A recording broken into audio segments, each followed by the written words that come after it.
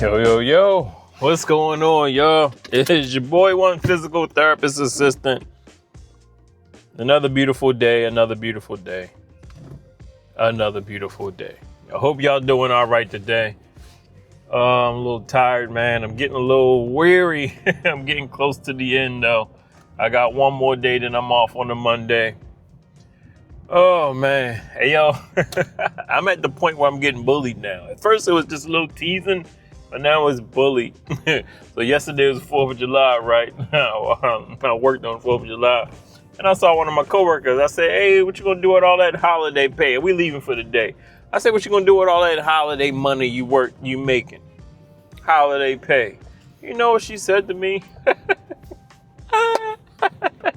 She said, I know what you need to do with your holiday pay. You need to get you a bigger car. I said, oh my goodness. Don't be talking about me in my car. You know, I told her, I said, I told you stop hating on my car. I said, it cost my car costs $25 to fill up. How much does yours cost? I said, and my car is completely paid for. You better leave me alone. I'm getting bullied, y'all. Tell her, leave me alone.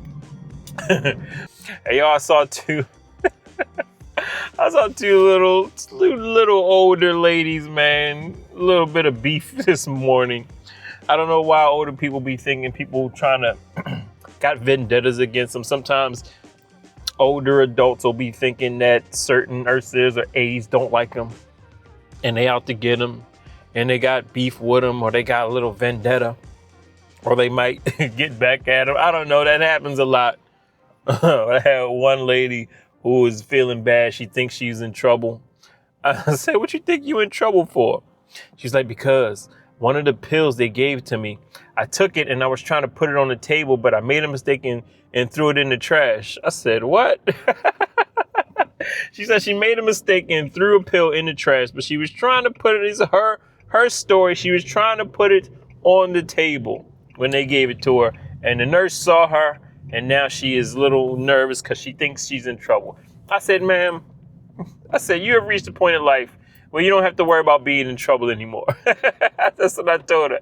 I was like, there's no such thing as in trouble at your age, okay? No such thing. Don't worry about it. But her neighbor, she looked at me. She says, hey, I saw her. I watched her. She tried to throw it in the trash. And then they started arguing. I did not try to throw it in the trash. They were just going back and forth. I swear, yo, we become little children again. I swear we do. I can't wait. Oh, I can't wait to be a little child again. Oh, man, that was so funny. That was so funny watching them two go at it. I told them, I said, calm down. It's okay. I said, calm down, ladies. Don't worry about it. It's all right. It's all right. You're not in trouble. You're okay. Oh, man. Look, I gotta premise this. You know I'm getting ready to get into my story. This is my favorite lesson. I love it when I come across my favorite lesson that I can share with you. An example of my favorite lesson from the older adults, and that is to simplify your life. I love it when I come across a story. I love it when I come across an example, a lesson I can share. I love it. I love it. However, I in no way, shape, or form am casting any dispersions or judging these people when I tell these stories, okay? Because, again, like I always tell y'all, by all intensive purposes, by all measures, these people are winners at life. They are certified winners. You can stamp them. You can give them the trophy they won. Why? Because they've gone beyond life expectancy. They have bucked the trend. They have, looked the numbers in the eye and said, I beat you. They have lived beyond life expectancy. But what they do leave is they leave something that I can learn from. They leave a lesson I can learn from. So I'm not judging these people when I tell stories like this. I want to premise this by saying that. All right? I'm genuinely trying to help these people. It's my job. I'm trying to help you. But ways that I can help you is to learn your lifestyle, is to learn how you live at home so that I can know what I'm dealing with to help you get back to that lifestyle. And if I need to make any suggestions on maybe some minor tweaks or changes that may benefit you, I'll do that. I will do that. All right. So I had a lady who was telling me a story about her lifestyle, all right? And I'm trying to understand because I want to paint a picture. I want her to paint a picture for me that I can comprehend so that I can focus on what we need to do to get you out of here, to get you back home, back to living and enjoying life, all right? Oh, man. So, first of all, she said that she uses a walker at home. You know what a walker is. It's that contraption that, you use it for balance when you're walking. And, you need it for a little assistance. But this person is telling me that the walker really doesn't fit in her walking spaces at home. And I asked her, I said, man, will you have some like really narrow, tight spaces at home? You know what she told me? She was like, no, I just got stuff everywhere. I'm like, oh no, here we go. Here we go. I said, what do you mean you have stuff everywhere? She said, well, my kids are, getting on my nerves because they keep telling me I need to get rid of stuff. I got some kids coming from out of town. They're going to go to my place. I think they're at my place right now. And I think they're getting rid of stuff. And I'm nervous because I don't know what they're doing. I can't see what they're doing. And I got a feeling that I'm not going to like it. So I, tried to give her some comfort. I said, ma'am, if they're coming from out of town, long way away, and they're at your place, I am sure whatever it is they're doing, they're trying to look out for your best interests for when you come back home. They might be tidying up. They might be moving some things, getting rid of some things. And I know you don't like it, and I know it's hard to kind of think about when you're here and they're doing that. But trust me, it sounds as if they're trying to help you. I know they're trying to help me. I know, but it just doesn't sit right with me. And I'm giving her some comfort because I've been in this situation. I was the kid coming from out of town to try to straighten things up. All right. I've been there. And she goes on to tell me, she starts to dive deep. All right. Starts to dive deep. She said, well, the thing is, I was living in a big house in another state. I was living in a big house in this state. And then when I had to downsize and move here to be closer to one of my children, I came here and moved in an apartment. And my house was so big. My house was so nice. She says, this is her quote. She said, the apartment that I'm living in right now, the entire apartment that I'm living in right now could fit in my den. I guess she gave me some measurements. I can't remember. She said, the apartment that I'm living in right now could fit in my den. So imagine that. I'm like, wow, I am imagining that. That's a big change for you. She said, yes, it is. And it's just been hard because, I like my stuff. I got different rooms. I got my sewing machine in one room. I got clothes in another. I'm like, okay, ma'am. All right. But where are we at right now? I think it's best that you focus on your safety, because if you can't get your walker through a space while you're walking, it might be a sign that you need to move some stuff to create some space, right? And she goes on to say, yeah, I know, but I just kind of want to be there while they're doing it. I don't like that they're doing it without me, without my input. And I said, I know and I understand, but I think they're trying to help, and it might even go better if they do this stuff without you, because if you're there, of course, you're not going to want to get rid of anything. And she said, you know what? You're right. I said, I know I'm right. You're not going to want to because it's all your stuff.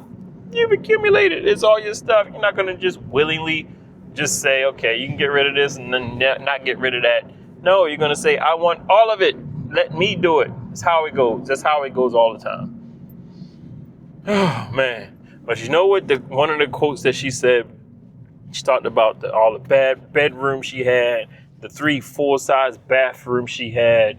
She always kept things nice. She always kept things nice and neat, always had nice decoration. She told me, and I quote, my home was right out of Better Homes and Gardens. Do you know Better Homes and Gardens? Anybody still read that? Is that still in circulation? I don't know. I remember Better Homes and Gardens. Nice little magazine, one of the thick magazines, used to come, and it would have all these ideas of home decor, right? When the springtime come around, the Better Homes and Gardens issue Had all these wonderful spring decorations and lemonade, lemonade pictures on the countertop and glasses of lemonade and all of these fancy fruit basket decorations and all of this fancy stuff. The kitchens looked nice and bright.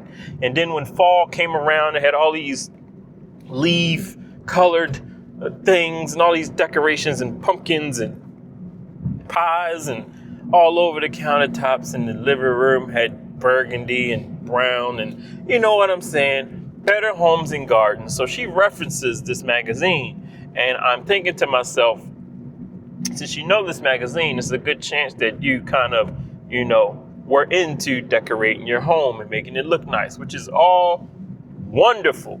All wonderful. But y'all know where I'm going with this. You know where I'm going with this. I'm going straight to the end. I'm going straight. I always go straight to the end. The end result, the end of life, the end, close to the end. What I'm talking to right now, this is close to the end because now you're in rehab. You're trying to make your way back home.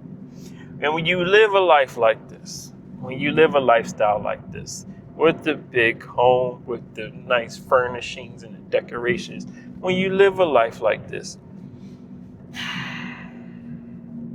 it is extremely hard to turn the switch off.